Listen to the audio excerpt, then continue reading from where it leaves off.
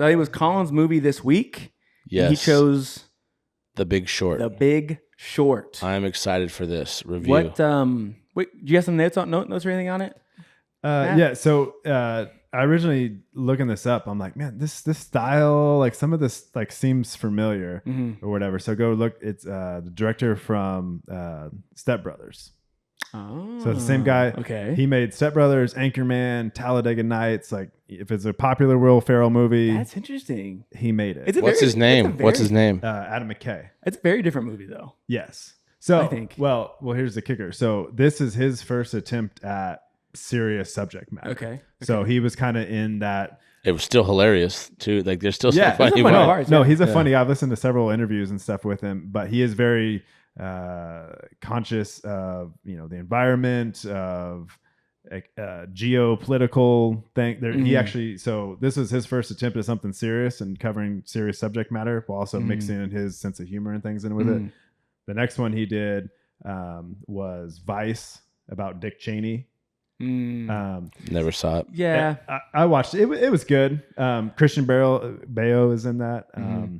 Again, I learned things about it, but it is also he put in his own like, hey, this is going to be like dry stuff, but it's important stuff. But I'm going to try to make you interested because I'll put funny things into it. Okay. And then the last one he did was on Netflix. Don't Look Up. Leonardo DiCaprio. It's about global warming. That movie sucked. Yeah. That movie sucked. You know what? That's actually interesting to me because that's one thing I thought about this. Is like I could tell the director's political leanings watching the show. Oh yeah. And then you just explained that he did a movie called Vice about the Dick Cheney, who was a Republican vice president. Yep.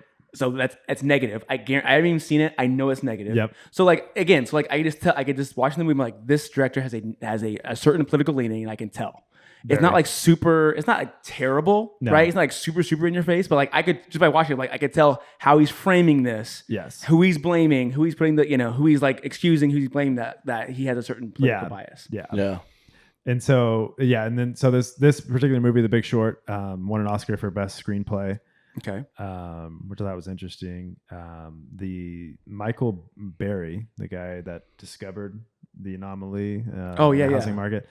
I thought it was interesting. They never really disclosed, like, okay, we're following all these people in this movie. Like, how much money did they actually make? I know. I wanted to know, like, I want to see numbers. Yeah. The only one that I saw was about him, the guy who initially Yeah. found it. Personally, off of all this, he made $100 million. Personally, not his hedge fund. So for his fund was in the $4 billion or something like that. For his hedge fund, for his investors, he made $700 million. Bro, Oh, okay. That's it. See, I would have thought it had been way bigger. And again, these are disclosed numbers. True. So who knows? I also think it's wild that you just trust this dude. I mean, yeah, like he's off his rock. I don't know if he's like autistic or what, but you're like, this guy's a genius. Yeah. Trust him with all the money. And then, shit's hitting the fan. Yeah. And you freak out. They try to kick him out of his own They're thing. suing him. He locked out. And then they look at they look back and they're like, oh, thanks so much. Finino's email. He's like, oh, you're up $400 million. Yeah, you're welcome. Right. Send. But the patience of that one though, too, right? Like, I mean, they were going on years. Hold. But were they patient? Like, I mean, so the main characters were all patient, obviously, but like his like people that he was managing were not. And his like the other guys. I'd be the same way. I'd be like, what are you doing, dude? Pull everything. Yeah. I mean, it's wild. So let's get your take on it. What do you like about this movie? Why did you pick it? I watch this movie probably 2 or 3 times a year. Really? I love it. Really? It's a great movie. I like the way they break the fourth wall sometimes. Yes. I like a lot of the characters. I like Gosling. I like Steve Carell. I like Brad Pitt. I like a lot of I like how they portray things. Yeah.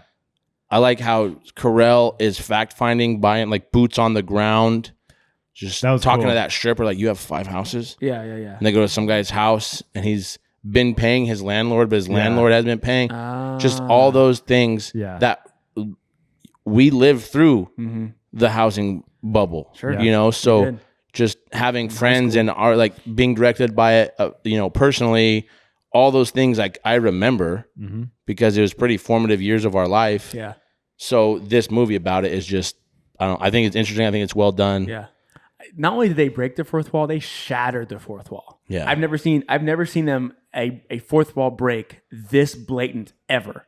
Like I've Not seen even it in Deadpool. Yeah, well, Deadpool will turn to the screen and like talk to you. Yeah. That's breaking the fourth wall. But they go further than that. They go like, here's a celebrity that's themselves. They're not playing a character. I'm Margot Robbie. Yeah, I thought that was genius. And they like just like pause the movie, essentially. Pause the movie. Let me show you Selena Gomez, and she's gonna tell you like explain this concept to you or whatever. Like, okay. I didn't hate it at all. It was just kind of jarring because I've never Anthony seen Bourdain, dude, in the kitchen. Yeah, like, I thought it was God genius. rest It was a his risk. soul. Yeah, I know. Yeah, I think it was risky, but I liked it. Steve Carell's. You've always known, like, Steve Carell's a great actor. Just phenomenal. He's great in everything he's in. This is a completely different role for him, though. Right? I think he's very different than a lot of his other roles. Like this guy's like kind of a jerk, but like has a heart of gold kind of thing, and like smart and all this stuff. But he was like kind of rude and like things like that. And I mean, he nailed it. He's perfect. But. Dude, I love one of the things I love about the movie was their depiction of Steve Carell's like firm and all those guys. Yeah. Where it was like, dude, this is the locker room reincarnated into Wall Street. Yeah, dude. And I've been in a group like that at work before. Dude, I cherished every moment of it, right? Because it's just like these are guys being You're guys. excited to go to work. They're to hear what's excited to go gonna to happen. work. They're excited to rip on each other. Like they, Putting in work too. Yeah. Like long hours. They're working their tails off. They all like probably deep down love and respect each other, but you're not going to get an ounce of that out of any of them. Right. It's just straight up like razzing. Dude, that's interesting. It's kind of a tangent, but like I think it's interesting. Like that's how like men operate, right? Like I'm not gonna. A lot of times in those environments, we're not gonna say it like that. I care about you, like I respect you, like those words specifically. No, but they will show you that by their actions. And that whole movie, like they're rash to each other, like you're right, but like they trusted each other 100%. And like he's like, I respect your expertise in this. I respect your research. And they didn't say that, but their actions obviously showed. And none of them turned on each other or went behind each other's backs. Easy to do. Yeah. I love the scene when they're with Ryan Gosling, just all chewing him out all at the same time. He's like doing emails. Are you guys done? They're like, oh yeah, I think we got it all about. Yeah. And he like hurt himself. Is that the one guy's like, I like hurt my back. Oh yeah, he hurt his back by yelling at him. Yeah.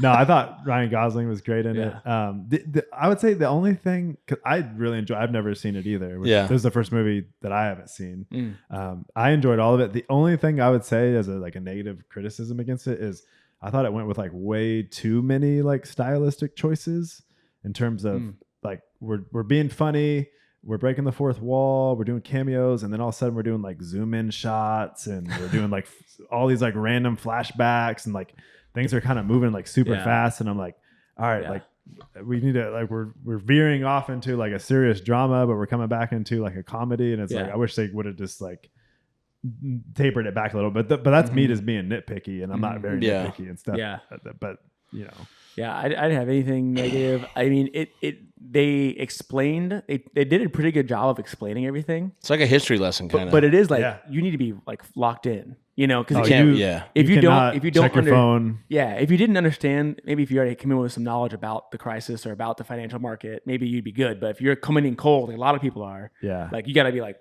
okay, because it's not, they don't dumb it down. They explain it well, but it's still a complicated system. It's not like it's simple. 2 + 2 = 4. It's a kind of a difficult thing to wrap your mind around. I don't know. There's so many like when they're explaining tranches to him at that dinner. Yes. It's like you bundle all these shit loans. Yeah. Wrap it in something else and call it this. Yeah. Subprime, AAA, Yeah. Now you're selling it to him. Yeah. It's wild to me that and it's why it's not why. It's one of the reasons I don't trust big bank, big government, all that stuff. Big everything. I thought they did an interesting job too of like putting the weight of, the situation onto these people's shoulders, knowing that, hey, there's a lot of people that are going to be impacted by this and their livelihoods are going to change. Like when those two dudes were celebrating, he's like, you guys won on the backs of everyone else losing, be humble kind of thing. Yeah. That kept me gripped, like just watching this, like, dude, these dudes are going through something, knowing how bad this is when nobody else has an idea. Like Steve Carell's character, just, you see the change of heart in him. That leads me to another question. Who do you think in this movie gave the best performance? Carell, probably.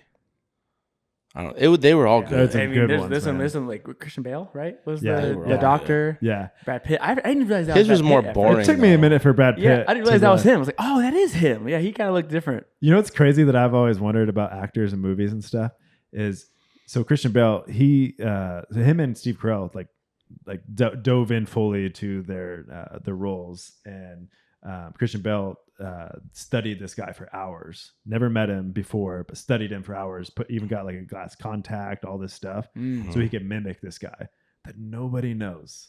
Right? Oh, Steve Carell gained weight. He gained like 30 or 40 pounds or something. Changed his mannerisms, his hair, like all these things to depict this guy. And it's just funny because if you're an act, like who's gonna call out that like, oh dude, sure, that guy doesn't act like that. Sure, you know, it's not like you're portraying Abraham Lincoln or like like an actual historical figure that everyone knows. I mean, it gives me so much respect for these guys that have that much respect for their own craft to dive into it, right? To depict somebody fully that 200 people may be like, oh, that guy, he's never said that in his life. Versus Timothy Chalamet playing Bob Dylan or something, where you're like, hey, I have to nail this, or I may not ever be able to be in another role in the rest of my life. Yeah. You know, I find that fascinating. We're like, 10 people are going to call you out if you don't say that. They still put in the extra with the extra. Yeah. No, I love it. I mean, that makes them great. I was going to say, that's why they're great. Yeah. All right. Ratings. I thought it was good. I'd give it a 7. Bro, I'm so sick of this. I don't get to rate because it's a Dave spot. No, you do. I get to? Yeah. Okay. I think I would give it a 8.2. Nice. I respect that. 8.2. I was thinking we got to be in at least the 8s here. I am team, give me anything historical or anything that I can learn, but make it funny. Yeah. And I'm in. Yeah. Make it funny and interesting and make me learn. Mm-hmm. I got respect for that. Nice. So. What has gotten an 8 on this podcast from you? The Interstellar got an 8. I think Interstellar got an 8. So you think Interstellar is better than this movie? Yeah, I do. It's more interesting. Dude, it's more interesting. I'm done. I'm just gonna start picking movies I like, dude. Colin was struggling too on this. I feel like you were up at night thinking this is a good movie. I gave it a 7. Well, because we're talking about the butterfly effect. And I was gonna pick that one, but you to go with that. Dude. No, but that was that's a movie I love, but you brought it up, so I'm like, I'll let you give that one. I was wondering why you didn't. And Dave's gonna give it a 9, and he's gonna draw all over it. I'm gonna give him another movie, and he's gonna be like, "This is a 4." Yeah. You're gonna be like, "Yeah, what about Casino?" Yeah, you're gonna put on Coco Melon the movie, and Dave's gonna be like, "That's a 9.8." Yeah. All right. Well, I'd give it. I mean, it's probably top 10 movies for me, probably. I'd say top 15. I don't know. It's up there. It's one of my faves. It was not on your top 10. It was not. I remember you had a whole bunch of honorable mentions, and it was not on there. Yeah, it was like my top Full 10. Metal Jacket. When we did top 5. We had top 5 movies. You came with like 15, or came with a bunch. Yeah. All right. Well, should have been on there. There dude. you go. Yeah. Recency biased. Yeah, exactly. Yeah. All right. Well, that's the movie. Yeah, Dave Still is a terrible critic.